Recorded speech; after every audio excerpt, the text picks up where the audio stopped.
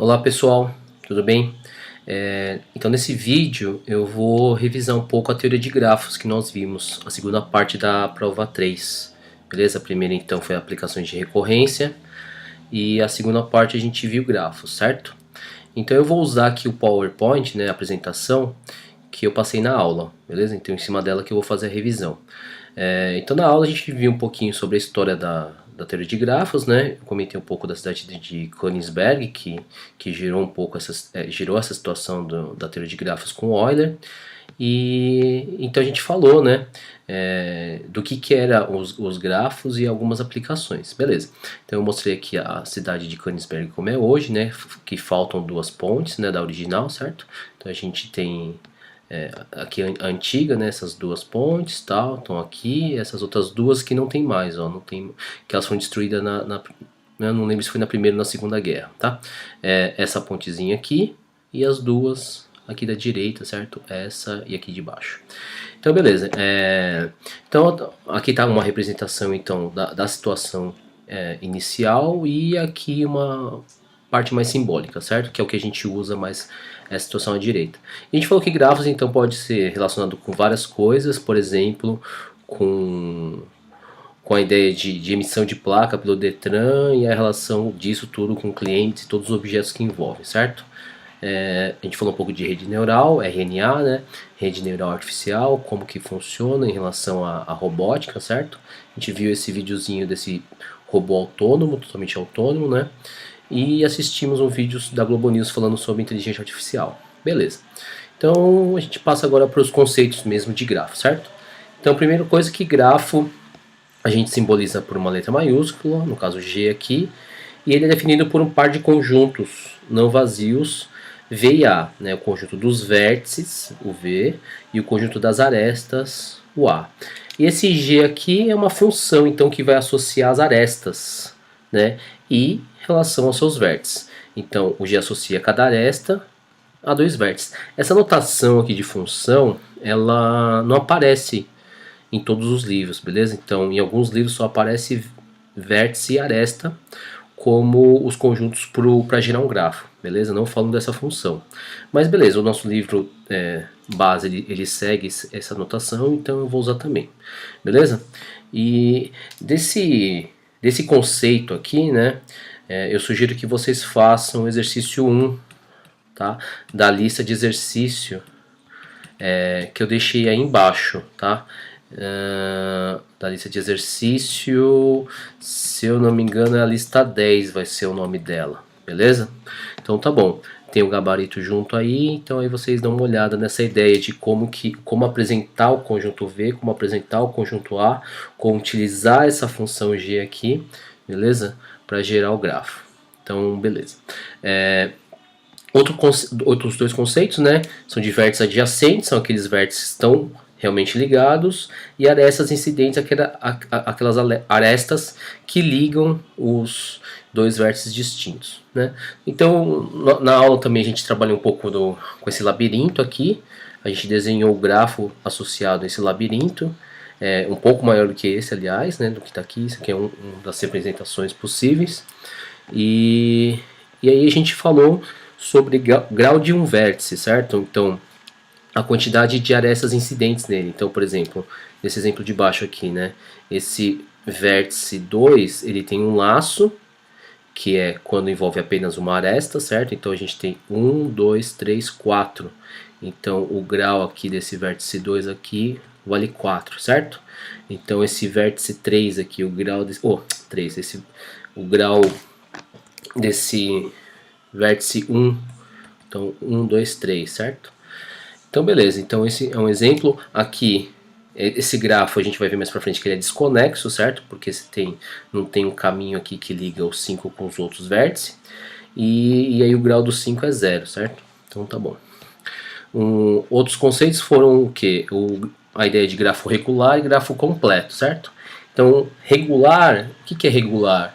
É a quantidade de vértices, é a quantidade de arestas que chegam no vértice, ou seja, os graus dos vértices são regulares, certo? Então, por exemplo, aqui nesse de baixo, está chegando 1, 2, 3, 4, 5. Nesse outro, 1, 2, 3, 4, 5. E aí, se a gente observar, todos os outros têm grau 5, ou seja, esse grafo é regular. Aqui também, né? Então chega 1, 2, 3, 1, 2, 3, 1, 2, 3, 1, 2, 3, 1, 2, 3. Ou seja, esse daqui também é regular. Assim como esse, certo? Então chega a duas arestas. Beleza. Só que o que é o grafo completo? O grafo completo no que, né? Ou seja, todos os vértices são adjacentes, ou seja, estão ligados, né? Então aqui, ó, como falta uma aresta aqui, por exemplo, esse grafo não é completo, certo? Então ele não é completo. Então o único que é completo é esse daqui, certo? Beleza? Então a forma de representar grafos completos, elas são únicas dependendo da ordem do grafo, ou seja, da quantidade de vértices, certo? Então beleza. Outros dois conceitos foi o conceito de grafo bipartido e grafo planar. Bom, o que é o grafo bipartido, né? O grafo bipartido é quando a gente consegue fazer dois subconjuntos do conjunto dos vértices, beleza? Então, dois subconjuntos com os vértices, de tal forma que esse subconjunto ele se liga completamente com o outro, beleza? Ó, então, esse aqui está associado a esse, a esse, a esse, a esse, ou seja, todos estão ligados, tá? Mas não estão ligados entre si, beleza? Então, essa é a ideia de grafo bipartido. E um grafo planar é aquele grafo que a gente pode desenhar de tal forma que as arestas não se cruzem. Então, ó, por exemplo, aqui eu estou vendo um cruzamento. Bom, aí você pode falar, bom, eu poderia pegar essa aresta e trazê-la para cá. Isso é verdade, né? Mas em algum momento esse grafo aqui a gente percebe que uma aresta vai ter que cruzar a outra. Beleza? Então a gente mostrou esse exemplo aqui das casas e ligar aqui com água, gás e energia, certo? Bom, não vou repetir também. A gente tem um grafo com esse resultado aqui e a gente vê que uma das arestas necessariamente tem que cortar. Você não tem o que fazer aqui. Então beleza, então esse grafo aqui é um grafo regular, certo? Por quê? Porque os vértices estão incidindo três arestas e ele é bipartido, né? Então eu consigo formar um subconjunto aqui, outro aqui, eles todos se ligam, mas não ligam entre si, beleza. E o que é um subgrafo, né? Subgrafo é quando você tem subconjuntos dos vértices e das arestas e forma um outro grafo. Então, por exemplo, eu tenho esse grafo G aqui. Então, se eu só fizer um subconjunto dos vértices A, B, E e D, beleza? E só fazer e fizer um subconjunto com essas quatro arestas, eu tenho esse subgrafo, beleza? E aí, se eu excluir essas três arestas, eu tenho esse grafo. Então, ou seja, são grafos que saem de outros, né? De um primeiro, beleza. Outro conceito bem importante mesmo, é a ideia de isomorfismo, certo? Então, o que é isso?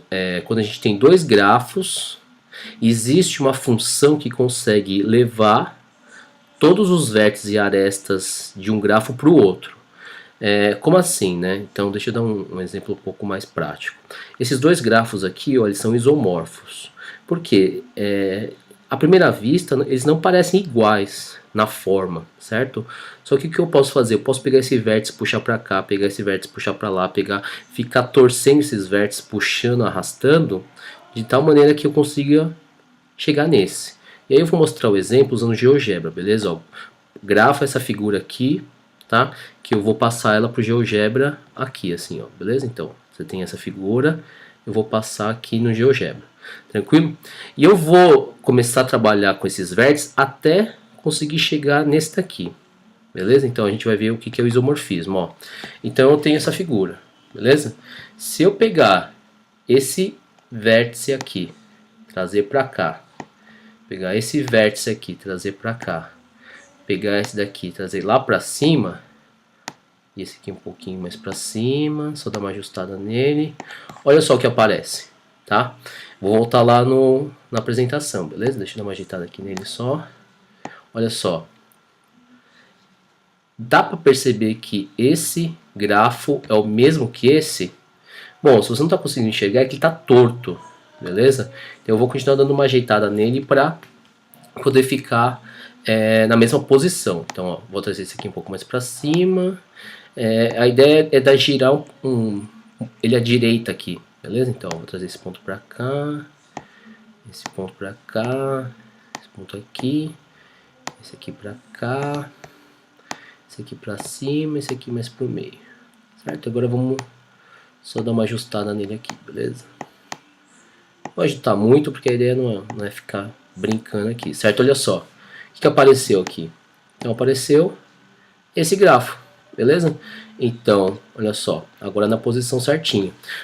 Então, esse grafo é isomorfo a esse porque a gente consegue ficar fazendo essas torções, tranquilo? Então, outros exemplos estão aqui, tá? Se você quiser enxergar com mais calma, eu sugiro que você pause e fique olhando aqui as relações, tá bom? Nesse caso aqui, ó, tem esse site também, que é o que eu fiz lá no GeoGebra, tá bom? Então, se você quiser também pausa e copia esse link aí. E aqui, ó, tem um exemplo, então, desses movimentos que podem ser feitos desse grafo para chegar nesse daqui. Eu vou mostrar que esses dois são isomorfos, tá? Então, também se você quiser olhar, acompanhar aqui, você pausa e olha. Outro conceito importante é do grafo dirigido, tá? Ou grafo chamado também de dígrafo, tá? Quando as arestas elas têm sentido. Então, o 2 está relacionado com 6, mas não o contrário. Beleza? Então, o 3 está relacionado com 1, mas o 1 está relacionado com 3. Aqui o 4 está relacionado com 5 e o 5 está relacionado com 4. Beleza? Tá? Então, esse é um conceito importante. Outra ideia de caminho. Então, o que é o caminho? É a sucessão de vértices e arestas, tal que cada aresta liga o vértice que a precede ao vértice que a segue. Então, como assim? Né? A gente passar pelos vértices, só que sem voltar. Tudo bem? Ou seja, não pode repetir a aresta. Então, pá, pá, pá, pá, pá. Beleza? Então, pá, pá, pá, pá, pá. É um caminho.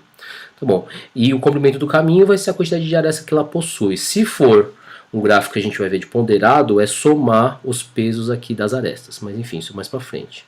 O que é um gráfico conexo? Conexo é aquele onde qualquer par de vértices tem sempre um caminho que os une. Então, por exemplo, esse gráfico à esquerda aqui é não conexo. Por quê? Porque tem um rombo aqui, certo? Então esse vértice não liga nesse, ou esse aqui não liga nesse, ou esse não liga nesse, ou esse não liga nesse, enfim. Eu tenho que ter alguma ligação desses três vértices aqui com algum desses quatro. Como não tem, é não conexo. Então beleza. E conexo é meio óbvio nessa esse conceito, mas enfim. O conexo tem um par de vértices, pelo menos está ligado, tá? Com alguma aresta. E o que é o ciclo? O ciclo é muito parecido com a ideia de caminho, só que é um caminho fechado. Ou seja, você começa no vértice e termina nele. Né? Então, como assim? Ó, vou pegar esse exemplo da direita. Se eu começar aqui, ó, desse primeiro, pá, pá, pá, pá, pá, pá, voltei nele, andei por todos os vértices, beleza? Você não precisa andar por todas as arestas, tá? Então, o ciclo aqui, o circuito, é passar pelos vértices, beleza? Então tá bom. Aliás, desculpa, ó, você pode passar mais de uma vez o conceito que eu defini agora é de ciclos hamiltonianos, beleza? Você passar uma vez só. Então, se você quiser dar um rolê por esses vértices repetindo, ele não vai ser hamiltoniano, mas vai ser um ciclo, tudo bem? E os grafos eulerianos, e a gente divide, né? Além do grafo hamiltoniano que eu acabei de comentar, também tem o grafo euleriano. Qual que é a ideia do grafo euleriano, né? É quando a gente tem um ciclo que passa por todas as arestas, beleza? Pode repetir vértice, tudo bem? Então aqui tem um exemplo de ciclo, aqui, tá? Para esse grafo aqui.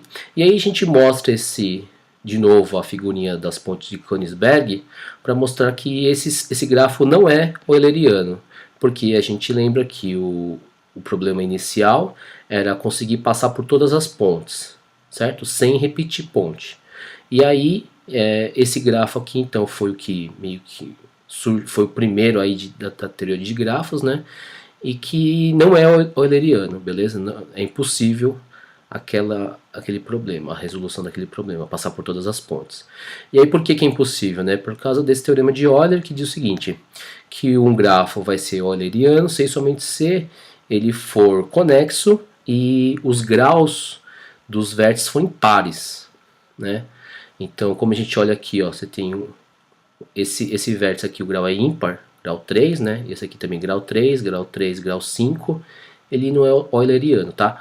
Uma consequência desse teorema é que se você tiver um grafo com dois vértices ímpares, mas somente dois vértices ímpares, esse grafo vai ser euleriano também, né? A gente vai conseguir passar por todas as arestas uma única vez, beleza? E aí o grafo hamiltoniano que eu já comentei, quando a gente tem um ciclo que passa por todos os vértices uma vez só, beleza? Tá? Então aqui qual que é o exemplo? Ó, se eu começar desse vértice 1, pá, vértice 2, vértice 3, vértice 4, vértice 5, vértice, pá, voltei, euleriano. Esse outro grafo aqui, tá? Se você quiser tentar, eu já tentei milhões de vezes, e não é hamiltoniano, não dá para passar por todos os vértices, tá? De uma vez, somente uma vez. Então se você olhar, pá, fizer pausa aí, se você quiser ficar com o seu dedo passando por esses caminhos, você vai ver que não dá, tudo bem? E aí a pergunta é qual, né? Qual a pergunta interessante aqui? Quais são as condições para que esse grafo seja hamiltoniano? Né? A gente mostrou para o euleriano que tem que ter grau par, ou um par de vértices, dois vértices grau ímpar, mas e para o hamiltoniano, né? A gente não tem essa resposta ainda, a gente não sabe quando. Tem algumas condições necessárias, mas não as suficientes, beleza? Então a gente sabe alguns vértices que tem precisa ter algumas propriedades, né, para poder ser hamiltoniano, mas não que aquela propriedade a gente consiga concluir que é euleriano, beleza? E aí tem um outro conceito importante que é de grafo ponderado, que é quando as arestas têm peso, certo? Então, tenta diferenciar grafo ponderado de grafo orientado, certo? O grafo orientado é quando tem setinha e a gente chama de dígrafo. Ponderado é quando tem peso as arestas, beleza? E aí se você montar um caminho, ou seja, se você caminhar pelos vértices, você vai passar por uma quantidade de arestas que tem peso. Se você somar esses pesos, a gente vai chamar de comprimento, tudo bem? Ou peso do caminho. Então, por que a gente fala desse conceito de grafo ponderado? Porque é o que a gente aplica bastante, certo? Então, uma das aplicações que a gente comentou na aula é a ideia do Waze. Você quer sair da sua casa e ir até o instituto, e se você tiver de carro, qual é o melhor caminho, certo? O caminho mais curto. Então, é uma situação que a gente chama do problema de caixeiro viajante. Então, imagina, você tem um grafo aqui, sei lá, A, B, C, D e E são cidades que estão ligadas por estradas que representam essa quilometragem. Beleza? Se eu quero sair da cidade A, quero dar um rolê por todas essas cidades, B, C, D e E, quero voltar para minha casa, qual é o caminho mais curto? Beleza? Então a gente viu algumas metodologias para resolver esse problema, né? O primeiro foi o método da exaustão, certo? Então você faz todos os caminhos possíveis e vê o resultado e conclui qual que tem que ser o melhor caminho. Só que a gente mostrou que esse método não é computacionalmente viável, porque se você aumenta os vértices, o seu tempo de resolução fica gigantesco, chegando a alguns milhões de anos, certo? Então tá bom, aí então a gente pensou em alguns outros algoritmos. O primeiro é do vizinho mais próximo, que é se eu quero começar da cidade A, do vértice A, eu olho então quais são as arestas incidentes a ele e vejo a de menor peso, né? Aqui no caso, entre esses quatro números eu tenho esse 119, beleza, vim para o C. Aí eu repito, então eu vejo aqui dessas arestas 121, 120, 174, qual é a aresta de menor peso? Pá, 120. Aí eu chego na cidade E. Aí na cidade E eu tenho 1, 2, 3, 4. Só que se eu escolher 133, eu volto para o A e fecho o problema, então não posso. Então eu estou entre 200 e 199. Beleza, 199, menor. Pá, venho para o D. Então eu já passei aqui para o C, para o E, para o D. Bom, só falta ir para o B.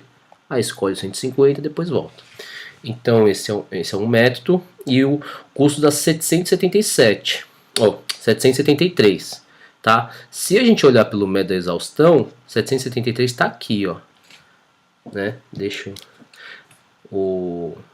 Tá aqui o problema, ó, a resolução, tá? Que não é o melhor, tudo bem, ó. O melhor é 676 e por esse método aqui a gente chega nesse número e a gente vê o erro, tudo bem? Mas é um método computacional. O outro método é o método da aresta de menor peso. tá? Isso eu fiz em aula, beleza? Isso eu não vou repetir aqui, que foi na aula se recorda, tá? Tem o algoritmo aqui, beleza? Que você desconsidera, na verdade, da onde você está começando, você vai pensando só no peso das arestas e vai excluindo possibilidades, beleza? Bom, vou deixar aqui, ó, se você quiser também pausa, ler e ver por que eu fiz os xizinhos, por que está circulado, aí tem esse algoritmo, beleza? Gente, eu vou pausar esse vídeo agora e começar um outro, tá bom? Para não ficar muito longo. Então até o próximo aí, valeu!